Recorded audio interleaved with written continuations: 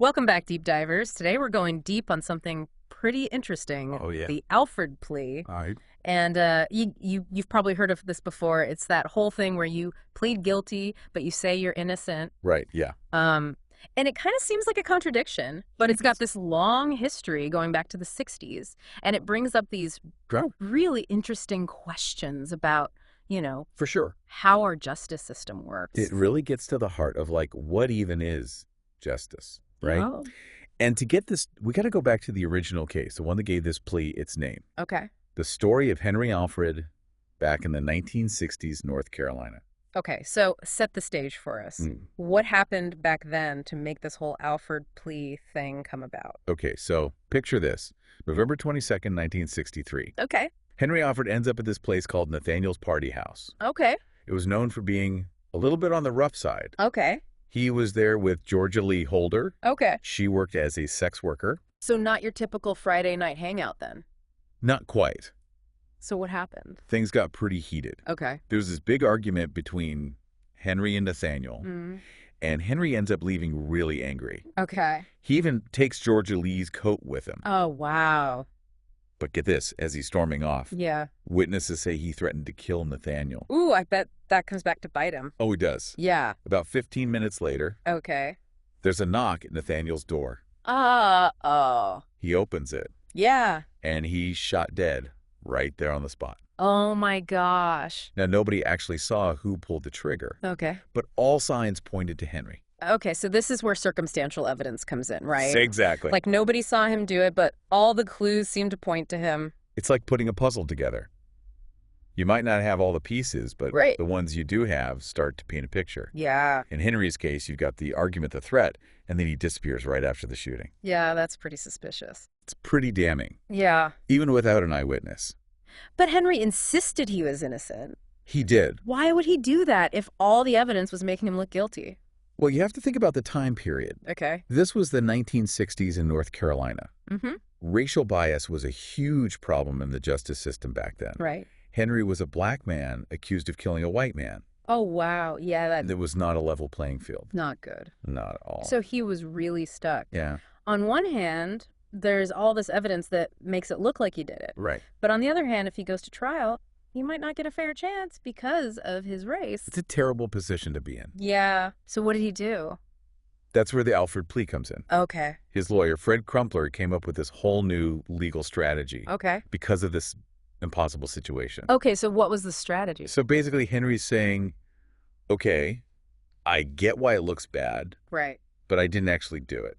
So he's admitting that the evidence is against him. Yeah. But he's still saying he's innocent. Exactly. That's confusing. It is. How does that even work in court? So in court records show Henry saying, I pleaded guilty to second-degree murder because they said there's too much evidence, but I ain't shot no man, but I take the fault for the other man. I'm not guilty, but I plead guilty. Wow. You can hear the desperation in his voice. Yeah. It sounds like he was choosing prison over maybe getting the death penalty. It was a choice between a bad outcome and a potentially worse one. That's so sad. It is a really tough situation. And the judge just accepted this new kind of plea? Well, after making sure Henry understood what he was doing, Mm-hmm. the judge accepted the plea and gave him 30 years in prison. Wow. Which was the maximum sentence for second-degree murder back then. So Henry's case wasn't just about him. No, it wasn't. It set a precedent for how this Alfred plea would be used in other cases. This case really had ripple effects throughout the whole legal system. So Henry's case raises some difficult questions. It does. Did he actually get justice? Did the system really work? And what does it say about our system that someone could be forced to plead guilty even if they say they're innocent just to survive? Those are questions that we're still trying to answer today. Yeah. And Henry Alfred's story really shows how complicated the idea of justice can be. It's like this case opened up a whole Pandora's box It did. of questions about the law and what's right and wrong. Yeah. And if you're listening, you're probably starting to see just how much gray area there is in all of this. Yeah. It's not just about being guilty or innocent. Right. It's about trying to navigate a system that sometimes has some serious problems. It can feel impossible sometimes. Yeah. Yeah, it really makes you think about what people will do when they feel like the system's against them. So Henry appealed his case, right? He did, and it went all the way up to the Supreme Court. Wow. So what did they say? Well, their decision in 1966 was a big deal. Okay. It was a 6-3 vote, and they basically said that even though Henry was under a lot of pressure to plead guilty, it was still considered voluntary and intelligent. So even though he said he was innocent, they're saying, too bad you pleaded guilty. So that's Well, it's not that simple. But essentially, yeah, they recognized that he was in a tough spot. But they also said that once you enter a plea, you're stuck with it. right. So this decision made the Alfred plea an official legal strategy, Okay. but it also started this debate about whether a system can really be fair if it lets innocent people plead guilty. Yeah, that's a tough one. It is. So we've talked about how the Alfred plea came about and what the Supreme Court said about it. Right. But how does it actually work? Is it really that different from just pleading guilty? Yeah, there are some key differences. Okay. With an Alfred plea, you're basically saying the evidence makes you look guilty, Uh-huh. but you're not actually saying you did it. So it's like saying, I know it looks bad, but I didn't actually do it. Exactly. You're maintaining your innocence, even though you're pleading guilty. Okay, but wouldn't that just make things more confusing? It definitely creates a unique legal situation, Yeah. but it gives defendants a way to acknowledge the evidence without actually confessing, Okay. especially if they think they won't get a fair trial. Right, so they're trying to avoid a worse outcome. Exactly. It's all about strategy. And we see this happen in other cases too, right? Oh, yeah. The Alfred pleas become pretty common. Really? Yeah, it's used in all sorts of situations. Okay. Sometimes when the evidence is really strong, but there are worries about the fairness of the trial. Okay. And sometimes it's used to try and get a shorter sentence. So it's not just some old legal thing, it's still happening today. Oh, absolutely. It's still very relevant. What about those other pleas you mentioned? How do Wow. those work? So there's the no contest plea, Yeah. where you're basically saying, I'm not saying I'm guilty, Yeah. but I'll accept the punishment. Okay. That one can protect you from being sued later on. Oh. And then there's the regular guilty plea, Right. where you're admitting you committed the crime. So there's a whole range of options. There is. It's not just guilty or not guilty. Nope. It can get pretty complicated. It sounds like it. It is. And it shows that these decisions are serious business. Yeah. There are a lot of discussions that happen before anyone steps foot in the courtroom. Huh. The defense, Yeah. the prosecution, the judge, they're all talking, Right. trying to figure out what's best for everyone involved. So the Alfred plea is like a way to work within a system that isn't always perfect. Exactly. Ugh. It shows that justice isn't always black and white. Right. There are a lot of gray areas. There are. Yeah. And sometimes people have to make tough choices in a system that doesn't always seem fair. Mm-hmm.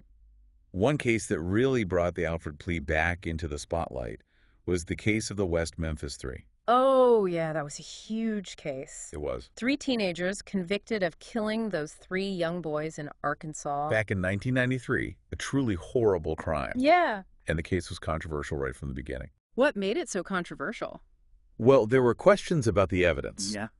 Concerns that the confessions were forced, Mm-hmm. and there was this whole satanic panic thing going on at the time. Right. Everyone was afraid of satanic cults. It was a scary time. Yeah. And this case just played right into those fears. It was one of those cases that everyone was talking about. It was all over the news. And those 3 teenagers spent years fighting for their freedom. Damien Eccles, Jason Baldwin, and Jesse Miskelly Jr. Yeah. They always said they were innocent. They did. And then in 2007, new DNA evidence came out. Right.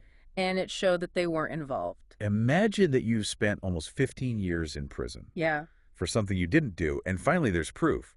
Wow. But even with that new evidence, they weren't released right away. So what happened? There was talk of a new trial, Okay. but that was risky too. How so? It's the same dilemma Henry Alfred faced. Yeah. Do you risk another trial and hope to clear your name completely, but knowing that you could be convicted again? Yeah. Or do you take a deal, even if it means saying you're guilty of something you didn't do? Just to get out of prison. Yeah, it's a tough choice. And for the West Memphis Three, that deal involved the Alfred plea. It did. So what happened? In 2011, they agreed to enter Alfred pleas. Okay. They said they were innocent, Mm-hmm. but they accepted the plea so they could be free. After almost 20 years. A strange kind of victory, right? Yeah. They were free, but they still had these convictions on their record, even though they said they didn't do it. It really shows how complicated the Alfred plea is. It does. It lets people move on with their lives. Right. But it doesn't necessarily mean that justice has been served. And it brings us back to those big questions. Yeah. What does it really mean to plead guilty, but still say you're innocent? Right. And what does that tell us about our justice system Yeah. and our ideas about what's fair. Those are questions that we're still struggling with today. We are. And the West Memphis Three case really highlights how difficult these issues can be. Yeah, it's like we have to look at the whole picture of the justice system. Exactly. And the Alfred Plea is a big part of that. Yeah, it makes you think about, Yeah. is it more important to punish someone Mm-hmm. or to make sure that only the guilty people are punished? That's the big question, isn't it? Yeah. And it makes you realize that Yeah. people might have to make compromises Right. when they feel like the system is rigged against them. So we've talked about a lot today. What are some of the key things you think our listeners should take away from all of this? Well, the Alfred Plea is a product of its time. Okay. It came about because of racial bias in the justice system, especially in the South. Okay. So you have to understand that history to really get the plea. It's like these legal things don't just appear out of nowhere. No, they're shaped by what's going on in the world. Yeah. And I think another important thing is that Yeah. the Alfred Plea shows us this tension between taking punishment and saying you're innocent. Mm-hmm. It makes us ask, can there really be justice? Right. If someone is punished for something they say they didn't do. That's a really hard question. It is, and people are still debating it. So what else? Well, we have to remember that the legal system isn't perfect. Yeah. It's made by people, and people make mistakes. Right. The Alfred Plea shows us those imperfections. Okay. It's a way to deal with those imperfections, but it also brings up all these ethical questions. So where do we go from here? Well, I think the first step is just being aware of the Alfred Plea. Okay. Knowing how it works can help us understand the justice system better. It's like having a new way of looking at things. Exactly. Mhm. And it's important to think critically about these things. Yeah. Don't just accept what you hear. Right. Ask questions. Mm-hmm. Look at things from different angles. Yeah. Think about how these legal things affect people and society. So be an informed citizen. Right, exactly. Oh. And that's what's so great about these deep dives. Yeah. They give us a chance to explore these complicated topics Right. and maybe even change our minds about things. So if you're listening, you've been with us on this journey Yeah, from Henry Alfred's case to the West Memphis Three, right. and you've learned a lot about the Alfred Plea. A fascinating and complicated part of the law. Why now? Now you use what you've learned. Okay. Keep learning about the legal world. Yeah. Look into other cases where the Alfred Plea was used. Mm-hmm. And keep asking those tough questions Yeah. about what justice really means. And if you want to learn more about specific cases, check out podcasts like Crime Junkie. They do a great job of explaining legal stuff in a way that's easy to understand. Yeah. So to wrap up our deep dive, I'll leave you with this question. Okay. Does the Alfred Plea actually serve justice? Okay. Or does it just hide the truth? It's a question that's worth thinking about. It is. Thanks for joining us on this deep dive into the Alfred Plea. Yeah. Thanks for listening. Until next time, stay curious and keep learning.